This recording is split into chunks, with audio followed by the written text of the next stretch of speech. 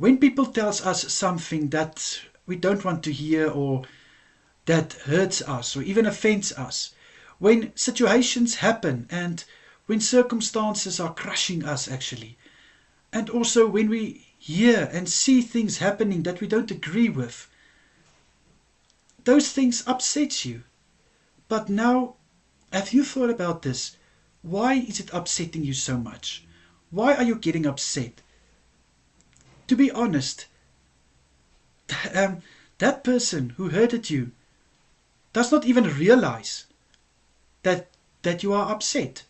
And to be honest, also, some of them doesn't really care. But you are upset. But can I give you something today? That time that you waste on being upset about things that you can't do anything about, that is when time is robbed from you. Unnecessary things are robbing your time, where you could have used that time so much better. Think about it.